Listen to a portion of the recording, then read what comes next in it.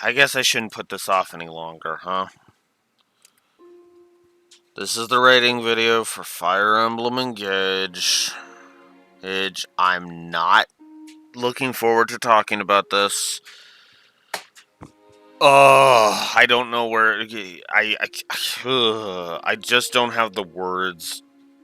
I don't have the words or the ability to muster up the energy to properly convey how much I hate this game. This game's final score was negative something. Negative 58 on the story. And negative 35 on gameplay. So negative 58, negative 35. That is my lowest rating ever. This actually, believe it or not, managed to score lower than FF13. And if you remember, I was unkind to FF13. Completely unkind. Like, ridiculously, you know? That game goddamn broke me because of how bad its gameplay was, and which is funny because the story was actually better in FF13 than I thought it was going to be, and the gameplay was worse. And I knew I wasn't going to like the gameplay of FF13, but god damn, the gameplay was bad in 13. So the really biggest failure of FF13, in my opinion, is the gameplay. This time around, it's the story. Engage's story, this is no exaggeration, okay? Fire Emblem Engage's story is the absolute fucking worst story I have ever experienced in Fire Emblem, easily. If not in all of fiction. Now, the all of fiction moniker is a lot... It's a lot riskier to say that than it is to just say, worst I've seen in the series. Because this is easily the worst story in the series. You can shove Silver Snow, Crimson Flower, or you can shove three houses, and frickin' and tell any issues you have with Tellius and Alias, you can shove all that crap in my face all you want, right? Fates' story was squandered potential. This was taking a bad idea and badly presenting it and writing it so terribly that you're left wondering what the hell was even the point.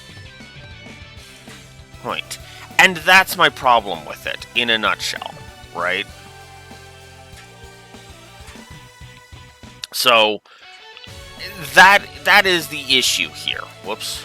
Oh, come on. I'm trying to adjust it so that the page is at least more centered, because I don't care about the Word document window. I just care about the document itself, Anyways. So, yeah, took me 11 sessions to get through this, and this was some of the most painful 11 sessions that I have ever gone through. This took me longer to get through than FF13, and I want to remind you, I had to pause to do a huge grind session, and this still felt longer than that. So, yeah, no,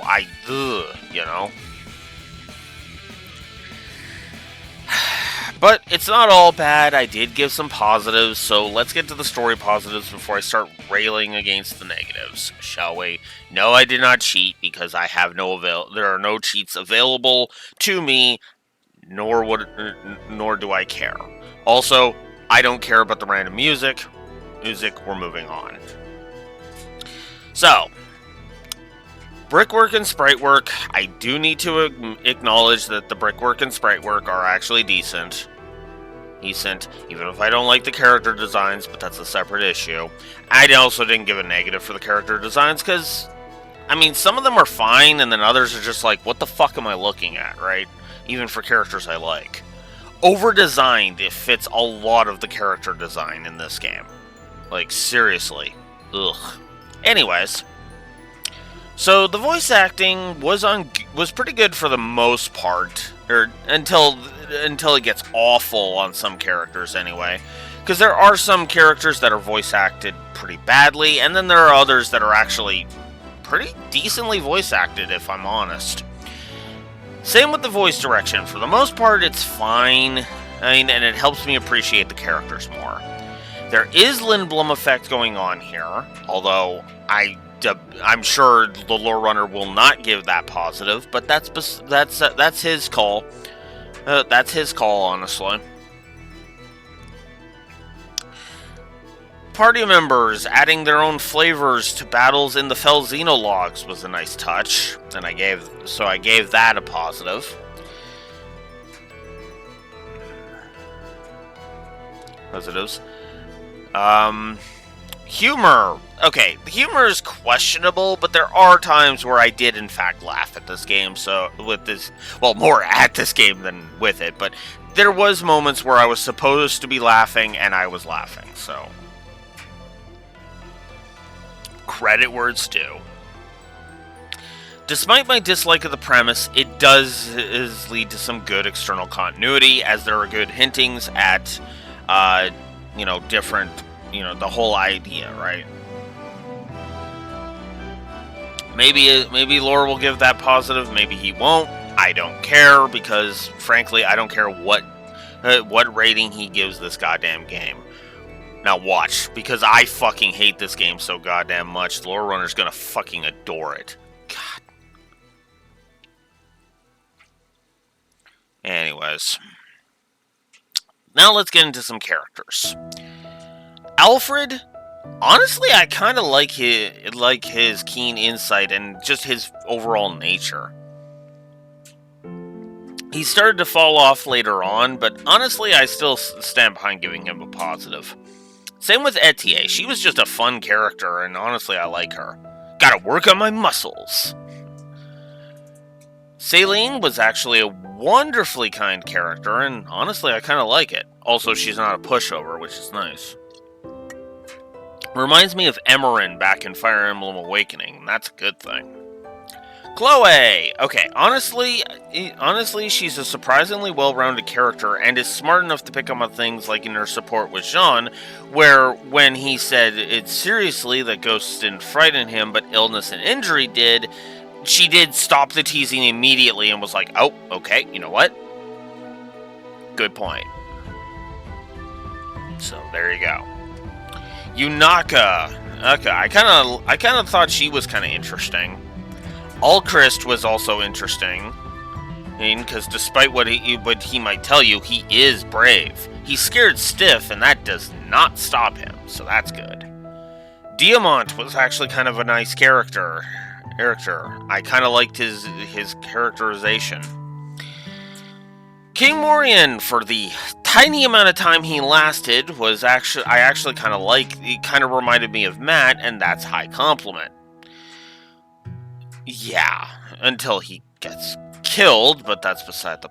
Gets killed and turned into a fucking corrupted, but that's beside the point.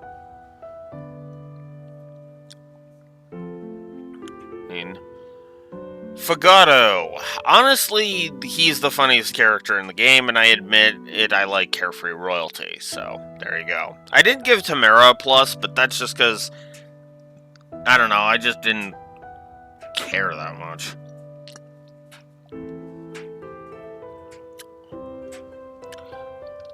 Nell, Hill, and Nil, aka Rafal. I don't hold back on spoilers, by the way. Hey, so sorry. The Xenolog dragons, they're kind of cool. I like them.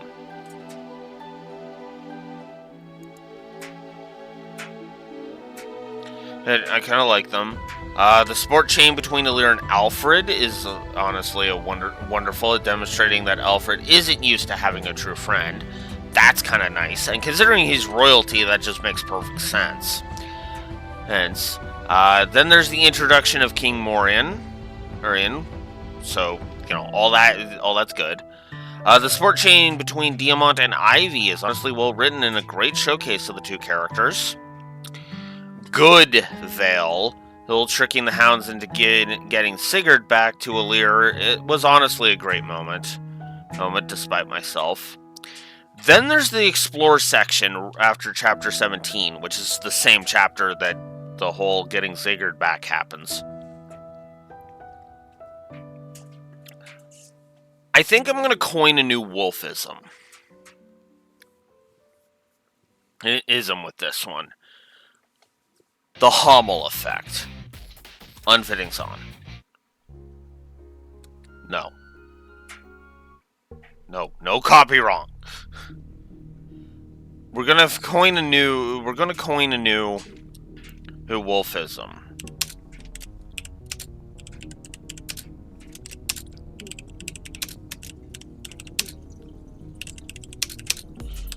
Live on camera.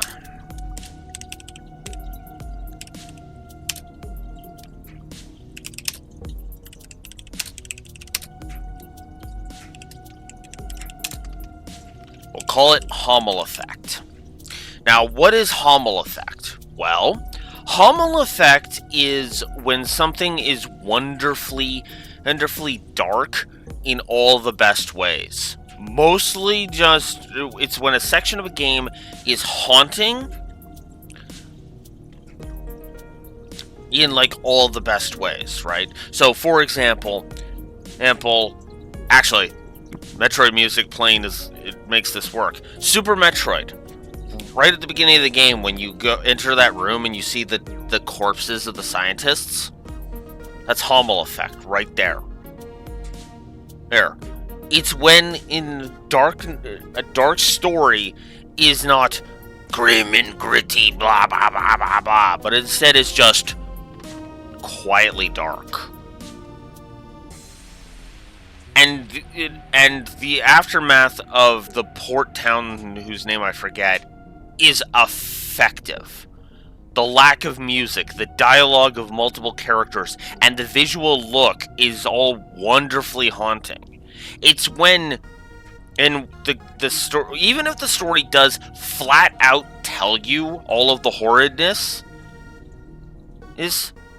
you get the sense not only from the dialogue, but from the environment as well. And if the game can do this without dialogue, that's even better. Hummel effect. Because you get in Cold Steel 3, you got the full extent of how devastatingly bad the Hummel incident was just from being there. And that is wonderful. So there you go. Ivy recruiting Linden. Linden is a nice little peek into Ivy's care for all of those who serve Elugia. Tamarin and Marin's support chain. That was honestly a nice peek into their friendship, even if it is full of, as you know, dialogue. Alira and Ivy's support is a great dive into her character, and in spite of myself, I do like the Emblem's final farewell. Also, the credits have an admittedly nice slideshow for the epilogue, and the post-credits scene is honestly wholesome and sweet.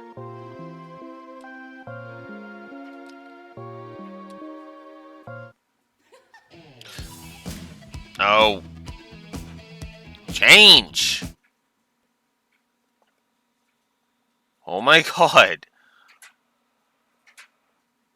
Wow, my computer's just being awful today. Hey, my computer's being slow and awful today. Yeesh. Chosen One was fine. Let's go. Sorry about that. Anyways, so yeah, that's all the positives of the main story. Then there was the DLC, the introduction scene of the Three Houses DLC Emblem Ring. I guess Emblem Bracelet would be more accurate, but whatever. After that was fantastic, and it makes me want to play Three Houses again, which is a horrible thing because it means I'm not enjoying Engage, because I wasn't enjoying Engage. The aftermath of the battle in Fell Xenologue 2 was honestly nice to help show that despite their actions, the Xenologue versions of Alfred and Saline are still them at their cores. So that was cool. The scene where Nell reveals that the Royals and the Xenologues have been corrupted is a great reveal, and the following outburst revealing that Nell loved of the allure of her world was also a nice one as well. Then there was Nell coming to terms with that, so that's great. And then there's Mavier's sacrifice. Nice. That's it. That's all the positives. 37 of them. Moving on. Negatives. 2 negatives for being able to name a Lear because the game just will not piss off with how bad that is. It didn't quite piss me off to the point... It doesn't quite piss me off to the point of giving it a triple negative, but that's also because I feel like the dialogue works even if you don't name the character. But it gets really old. I don't like Alir's amnesia. It's more aggravating than endearing. Triple negative for fake drama, because good lord, there's fake drama all over the goddamn place. Not the last time we'll be talking about fake drama, by the way. Empty text. The dialogue in the game, I find the dialogue just annoying and was worthy of 3 negatives.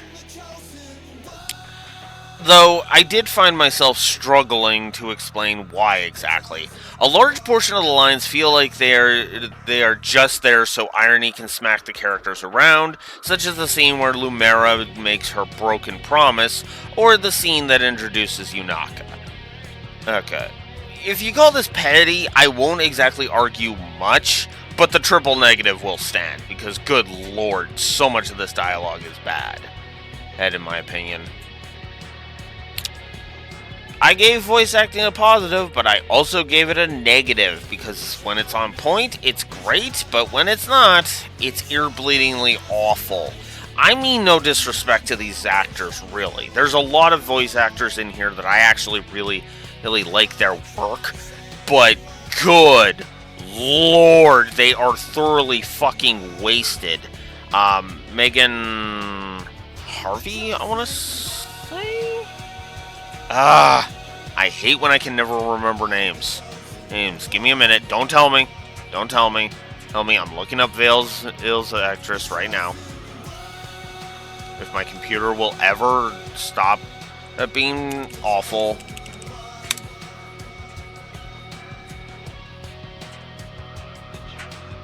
Come on. You are voiced by Megan Harvey. Excuse me.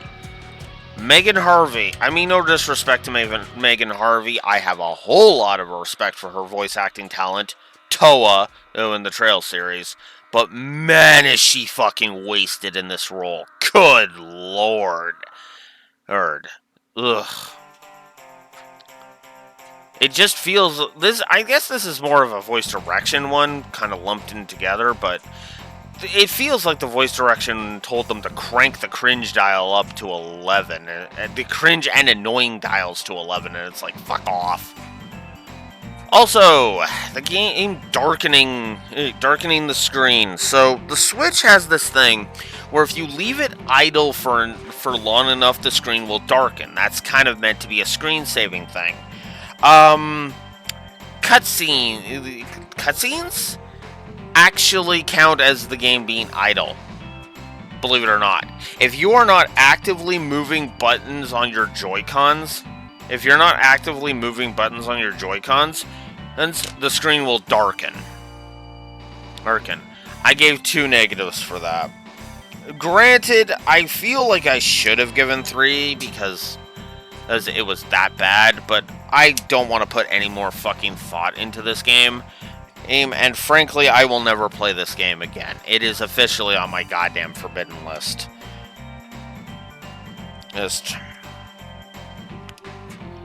So... Actually, you know what? Fuck it. We'll do it. We'll do it live. Fuck it. we will add to the negatives, because we're not actually that far away from the top of the negatives. So there you go, 59, because good lord. Also skippable content. It's rampant in this game. There's several scenes, like for example, when you go to get the emblem ring for 3 houses and to go get the one for Chrom and Robin from the DLC, you can actually have the emblem rings from the corresponding games there. For example, with the 3 houses bracelet, you can bring Byleth into that scene, and there will be an extra bit. Bring Lucina to the one with Chrom and Robin, same thing.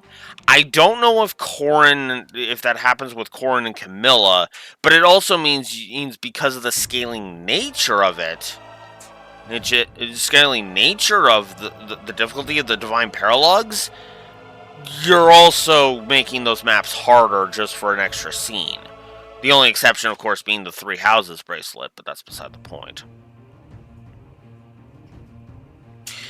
For the first time ever, I have found a story that fails at Devil May Cry effect. Now, normally I don't give a negative, but the whiplash is honestly just overbearing. And rips me out of the moment a lot. I even went so far in one of the rating videos during Trails to say I shouldn't say never, because then I'm going to find something that rips me out of the experience. This is the one right here. In fact, you know what? No, 1 is fine. 1 is fine. I thought about adding more negatives for that, but no, 1 is fine. And any negatives I add are really just me being petty at this point. I mean, so fuck it. So, foreshadowing got a negative because, god damn it, the game just blatantly telegraphs plot points like all over the goddamn place. Even I picked up on several plot points before they happened, called them. That's bad! Ed, I am supposed to be one of the most unobservant jackasses of all time, and I fucking saw half of these plot points coming. Like, what? Give me a goddamn break. Not helped by the bad story sequencing, the bad storyboarding, the bad animations, which were 2 negatives, the triple negative for bad pacing. My god, the bad pacing. This story is padded to hell. I hate it. Hate that. This might seem like a weird complaint, but the programming, that is to say, the timing of the dialogue is wonky at times, as it feels like sometimes there should be a slight pause, but there isn't, or if there is a pause, it's a second or two too long. It was just kind of weird. Kind of hard to explain, but it just kind of... The dialogue didn't flow naturally, I felt. And I felt that was more on the programming rather than the performance, if you understand my meaning. The writing. Oh god, the fucking writing. Alright, so, frankly, in my opinion, this is the absolute writing in the entire series. Okay? Even if Radiant Dawn is badly written, which honestly, that's what I'm expecting. Even if it is badly written, it will be next to impossible for it to be worse written than this game. As this is some of the worst writing I have seen in fiction, and I have seen some doozies, okay? I enjoy Star Trek. Enough said, really. But I have seen some badly written stories, trust me. But man, Engage just kept pissing me off. Fuck this story. Fuck the writing. Also, triple negative for this plot, because, oh god. This plot is awful and all over the place.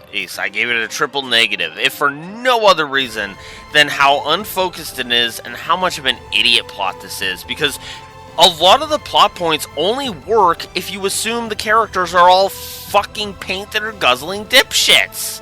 And that's awful. Cutscene incompetence was also rampant to the tune of a triple negative. Also, this world feels empty as fuck.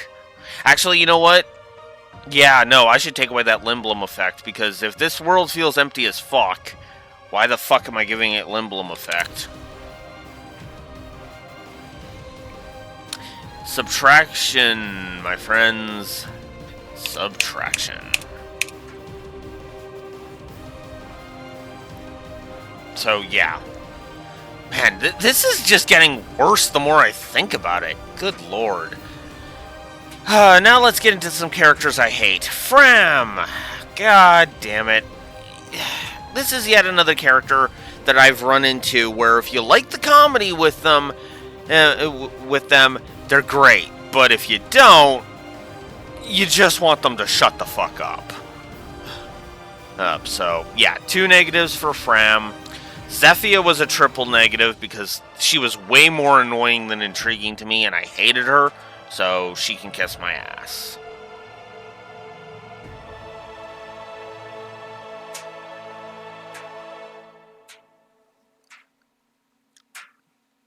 Hortensia got 2 negatives because I find her to be an arrogant little brat, and I fucking hate her. Look, even if she's better in the fucking supports, I don't care. Because I can't be bothered to keep going because of it. Marnie was a fucking headache, and honestly, I just fucking hated her. 2 negatives. Evil Veil, triple negative. She is evil for evil's sake. She is a complete bitch and written with the subtlety of a badly written Saturday morning cartoon villain. Fuck this bitch. She's an insult to Megan Harvey, triple negative. Speaking of evil fuckwads, Sombron. 1 note, never characterized right before the final battle, and it all just is terrible. It's worse than in Valkyria Chronicles 4, where the final villain isn't flushed out until the final battle, because the final boss is actually characterized all throughout Valkyria Chronicles 4, but he isn't flushed out until the final battle, where he starts yapping about his backstory, and his connections to... Shit, I forget her name. Give me a second.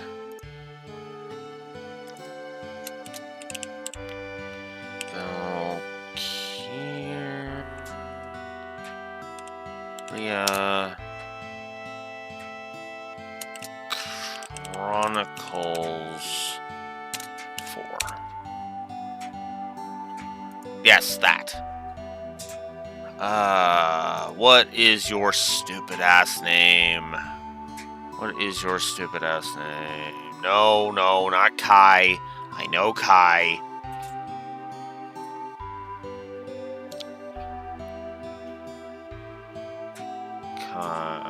Yeah, I know Kai.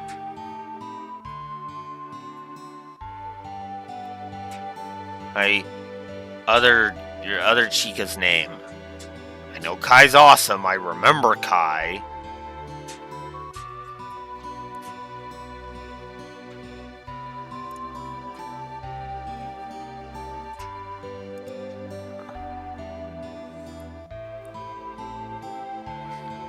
Okay, give me a sec here. I'll find it. Go away. I don't care if you hate that I have ad blocker on. I'm not turning ad blocker off.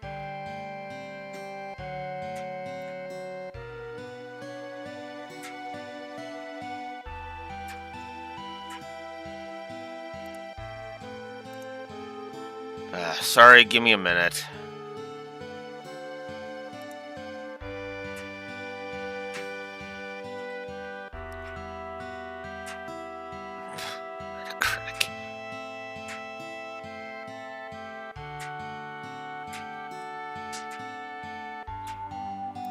That's not what I need. Riley, that's her name. Thank you. There we go. Sorry about that. I needed to look that up.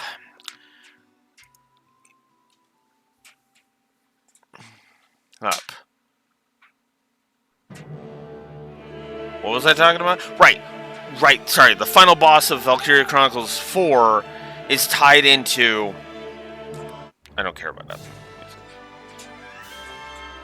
Let's not. No. Sure. Wolfborn. We'll go with Wolfborn. Anyways, yeah. The final villain of Valkyria Chronicles 4 is fleshed out in her connection with Riley in the final battle, which is just crap, right?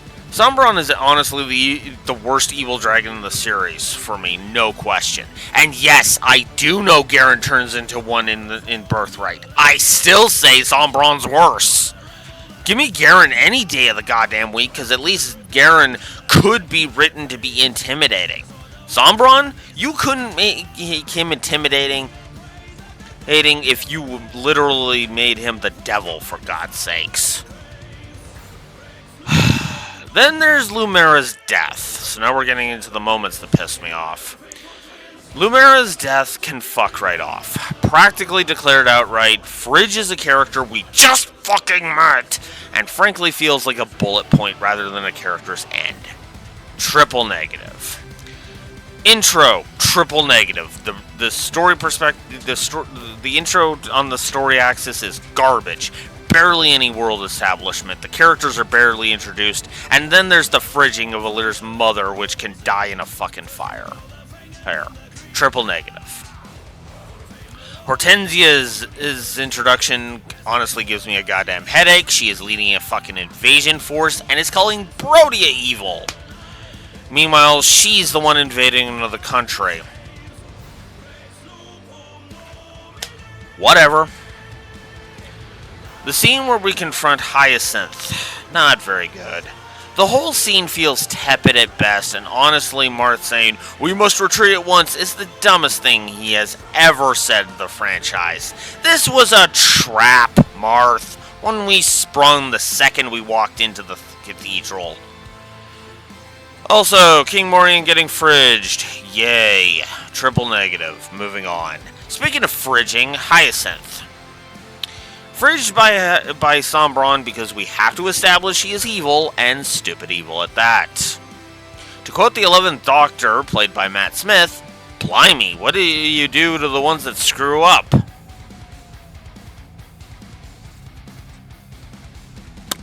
Yeah.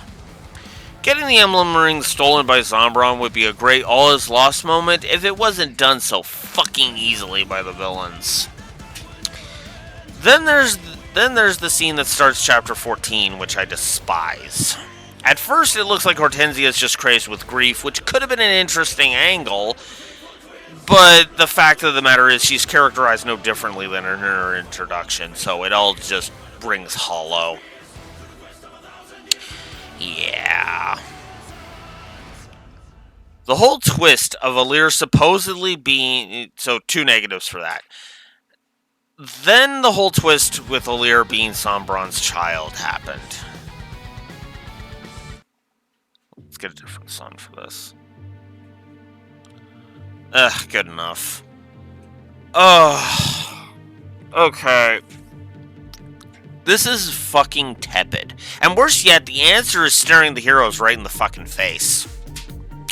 Now, I get that it's a shock for Alir, but, you guys do know Veil exists, right? As in, kind Veil? Fuck this fake drama bullshit. That was not earned. Triple negative. Hell, we came up with ways on the stream to fix this. You know? Have it be that Alir thinks that this is a big deal, and have everybody else be like, this means fuck all. You've been summoning the emblems, not enslaving them. Which is the other thing that needs to be fucking said. Which is hilarious, because that's exactly what Sigurd says not 5 minutes late, not even like 3 minutes into the fucking scene. Not even 5 minutes into the scene. It's like, fuck off. Oh yeah, speaking of that, gotta love how Lelier's despair is dispelled by Ziggurat pointing out the blindingly fucking obvious. Didn't like Mavier explaining Vale's backstory, mostly because Marnie just was there to ruin the fuck out of it. Then there's Marnie's death, which was just pathetic. Headache, you know, Marnie just standing there while Zephyr kills her. Mavier's tears. It's just all exhaustingly pathetic. Then there's Alir's first fake-out death. Really, need I say more? And then the second one, where I was just saying, okay, game, fuck off already. And then Alir is revived as an Emblem ring, and that basically means, fuck all in terms of this plot. Other than just, we can easily defeat Sombron now. Fuck off. Then there's Zephyr suddenly helping us, so fuck her. Three negatives there.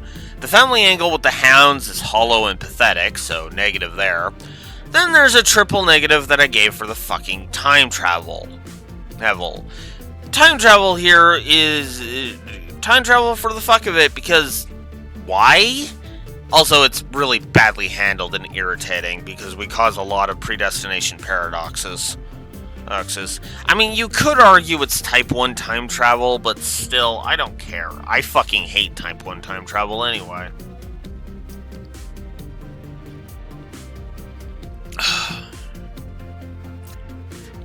Corrupted Lumera is irritating. It is an irritating, if predictable, turn of events. Then there's Lumera's second death, which is no better than her first, though I will say I only gave it 1 because at this point I was just exhausted and wanted the game to be done already. It's the final chapter, and now we characterize Sombron? Fuck off, game. 3 more negatives for you. Then there's the emblems disappearing after you select Begin Battle, which is just fake drama to the max. Good lord. Even Grima's last has joined the dark side. We have cookies offer to Robin at the beginning of Endgame Grima and Awakening was just better, you know? Because that at least had some fucking weight behind it. The final scene of the DLC can also kiss my ass, as it feels like cheap drama, and I really fucking hated it. Which is funny, because that's the only story negative I gave the DLC. Huh, go figure. Also, the outro is bad. Last minute twists for no reason, fake drama plenty, and all the baggage of this story earns the outro, despite the admittedly nice ending, a full 3 negatives. 96 fucking negatives. Oh my god. I am 99% sure that is the most negatives I have given any game on the gameplay or on the story axis. Actually, no, I know it is. It is because I don't think that I know the story didn't get that bad, get that low with frickin' FF13. If I re-review it, who knows? We'll find out at some point next year.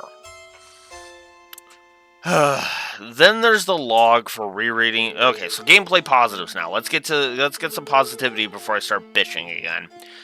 The log for rereading and re-listening to dialogue, always a plus. Good save system. The HUD is honestly excellent. Music is great when it's on point. There is some examples of Yoshi drums, and I admit it. I haven't given positives for this before, and should have in a couple of games. 3 Houses coming to mind immediately. A great example of this song is the song changing slightly, but being the same song between the map and battle on some maps. I like the break mechanic. The options are honestly nice. The minimap is decent. There is some good info in... now I'm questioning that. Hang on.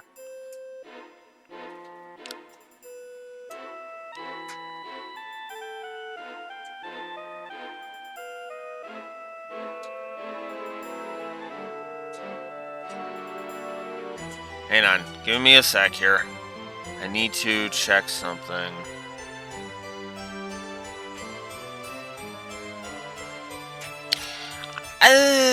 do I want to say that it has that? No, you know what? No. I'm actually going to nuke another positive. Sorry. But I do think it's warranted, because I don't think there's good info in this game. The info in game is not very good, my opinion. I do like upgrading bond rings. It's excellent. It makes getting multiples of the same ring actually useful, so that's good. There's some quality of life all over this game, admittedly, even if the interface is absolute garbage. There is still some quality of life, and I will give it that. Fire Emblem's core combat is here. There is some good combat animations. There's good power progression curves, some good viscerality. Then there's the Emblem Arena battles, which are a great way to level up bond levels without the need to grind, and that's awesome. And the auto battle's alright. Hitting retry in the menu, that was actually really nice. I like that. That's a feature that should come back.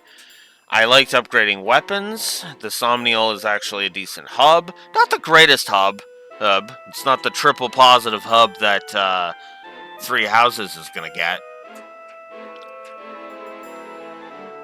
I will probably give a negative for the constant need to return to the monastery, but otherwise, yeah, no. The monastery is a great hub location. Itemization is good, fishing is alright, Chapter 2 was honestly a good tutorial. Gameplay-wise, I actually did like this intro, so triple positive there.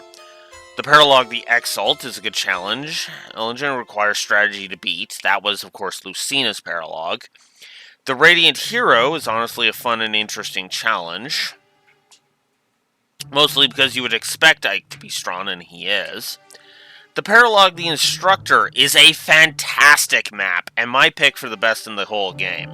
Yes, Byleth gives his multiple mooks revival stones, but regardless of that, it never really feels unfair or cheap. So yeah, triple positive. Positive. Who would have thought that Byleth's map would be a triple positive? Go figure.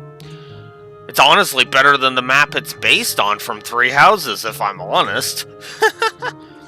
The Paralog, the Azure Twin, may be a nothing burger on the surface, but Erica herself makes this map interesting with her AI pattern. The Paralog, the Holy Knight, is an interesting approach as it has two optional bosses that require strategy to take them both down. Longbows help with the first, and swarming with the second. So, yes, they have way too much HP, thanks to the revive stones, but they are nevertheless fun to take down. I actually thought that they were a really fun challenge, so kudos. The Divine Paralog, the Lonely Heir, is the only Divine Paralog that doesn't piss me off with bad map design and bullshit, and is honestly a good map. And then there's the final battle with Sombron in his Fell Dragon form, which is actually a pretty fun battle, if I'm honest, and as such, yeah, I went ahead and gave that 3 positives. And then Fell Xenologue 2 was honestly the only map at the Fell Xenologues that I thought was interesting. 39 positives, because I had to nuke one of the positives. Now let's get into the negatives. The gotcha mechanic and on bond rings can fuck right off, as I have grown to despise gotcha in all its forms. Skill inheritance is wonky as hell in my opinion, and not very intuitive. The skill points are just irritating, and you have to get if you want a particular bond ring skills, you have to get the skill inheritance thing, which means getting the bond ring up to bond level 5, which is just what? Ugh, whatever. I'm also not a fan of the ability to use only one ring at a time. One emblem ring and one bond ring makes sense. It would make sense, as the emblem rings have all the skills and shit, while the bond rings are just stat boosts. So having to choose between them, especially when the bond rings give stat boosts that are absolutely fucking minuscule, yeah, the artificial limitation is a triple negative. Costume changes being exclusive to the Somniel. That is just fucking stupid.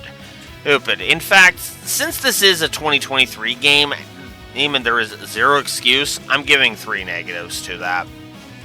Because that is dumb. One of my viewers, Raxor, actually said Trails got this right, and he's right. But honestly, I would like at least an option, right? Give me an option, like Xenoblade Chronicles X gives you, right? But anyways, boss HP is obnoxious, as it is essentially has barriers with the revive stones. So that was a triple negative by the end. Okay, so this is going to be hard to explain, but there's a bit of a wonkiness to the controls. Not so much the interface itself. We'll get there, but the grid it feels too loose. Like the button, I feel like the buttons are too sensitive. It's sensitive. It feels too loosey goosey, and that's weird. It tripped me up and had misclicks all over the goddamn place, which is just ugh, right? So, also the lack of cursor memory can fuck right off. Map design feels off to me, honestly. They try to vary up the terrain, but it comes across as more gimmicky than fun, and I have a hard time fully explaining why. Triple negative for audio spam. It got on my nerves. Pacing was just bad. It had triple negative. What sound am I even hearing? Oh, the thing. Yay! So we're gonna have a copyright. I'm gonna have a copyright claim on this one. Anyways, let's see. The game is also padded to hell, so triple negative for padding. Class changes are unavailable in battle. This pissed me right the fuck off. So, in both the Three Houses and Shadows of Valencia, I felt like the class change didn't actually matter that much. But here, it's a huge boost in your stats. So, and you basically made it an item again. So why the hell can't I class change in the middle of battle and actually make the bring in high level characters actually worth a damn? Fuck that shit. The proficiencies idea for reclassing sounds good on paper. In reality, it only overcomplicates an already convoluted reclassing system, in my opinion. Because this is a convoluted reclassing system, right? Because you need a specific weapon in order to second seal into another class, which is which is already dumb. Plus, you need to be level 20, which is just annoying, and you have to have the right proficiency. So it just continues to convolute it. So, yeah. Which also leads to grind. So there's your grind negative. Difficulty curve is more cliff than curve. Tiki's Divine Paralog for me was an overlong sloggy map, and those ice dragons can kiss my ass. Recall battles are fucking stupid as they do not offer exp and feel entirely pointless. Basically, they're just there if you miss certain things on the maps. So, shrug. The skipping to the next action rather than the next turn or death is honestly fucking stupid. It slows the game down rather than speeds it up. Triple negative for accuracy and evasion issues because, good lord, the enemies were hitting with low hit chances. I was showing this off so goddamn... It happened all the time in my stream. Enemies were hitting with like 20... With fucking 15 and 20 and 30% chance to hit. Are you fucking kidding me? And I was missing with like 60s and 70s. What the fuck is that nonsense? Also, the RNG itself is a triple negative. The Divine Paralog Doting Sister. Sorry, Camilla, your Divine Paralog is sloggy as fuck. Also, this interface can go to hell and have a triple negative. And yes, cursor memory literally would fix a lot of the issues I have with the interface. And the lack of info in game rears its head.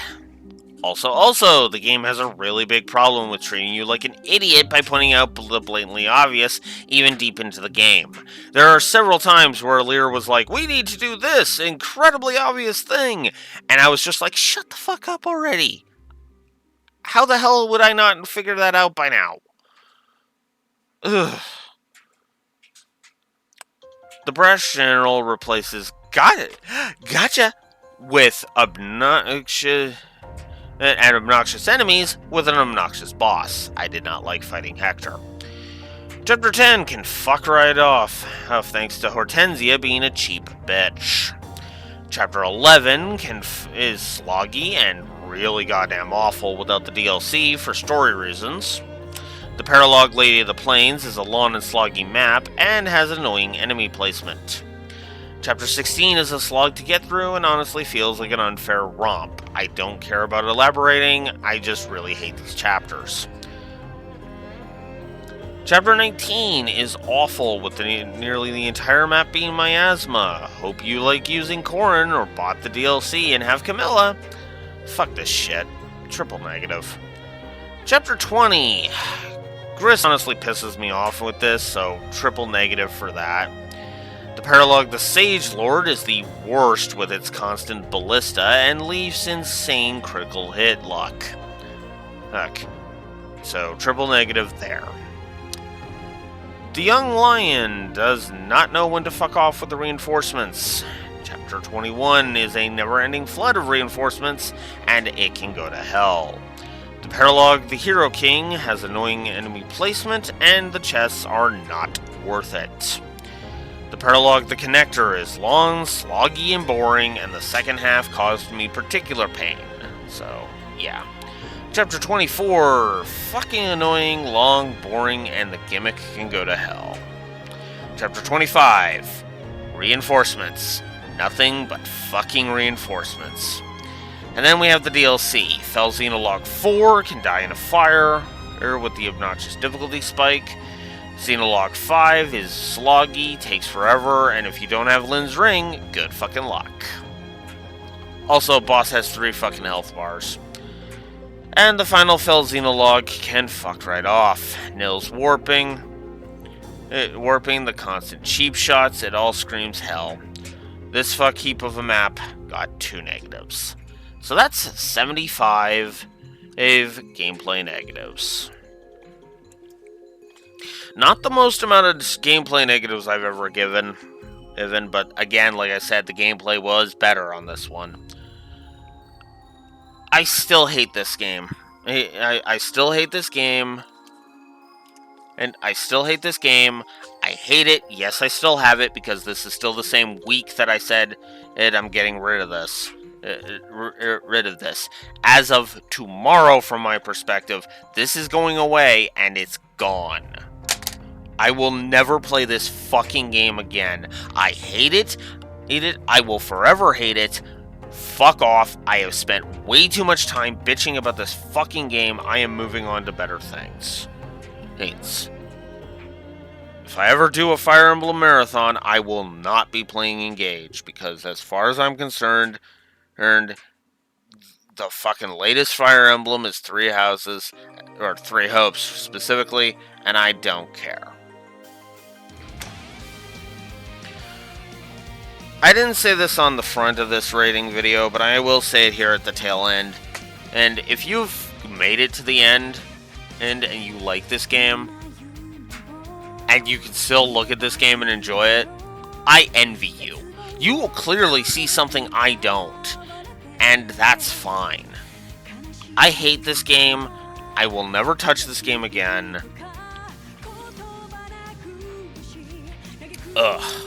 And no, I am not going to entitle the rant view who Fire Emblem Engage, it sucks. Here's why. Because those video titles can go to hell. No, it will just be labeled Wolf's Den Rant View. Wolf's Den, Fire Emblem Engage Rant View, and that'll be the end of it. I hate this episode. I hate this game, and not even one of my favorite songs of all time can frickin' help. This is Cold Steel 2's opening. I weirdly thought this was 1's for a second, but no, this is 2's. I can tell by the singing.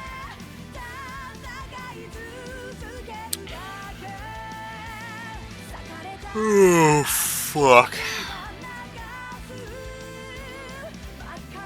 I am exhausted bitching about this goddamn game, so I think I'm gonna take the fact that so much Trails music has popped up in the in my Spotify playlist and go work on my Trails Wolf Den episodes. So until next time, this is Blue Wolf Alex of the Lore Walkers saying, I am sorry for bitching about Fire Emblem Engage as much as I have, and I'll see you next time. Later.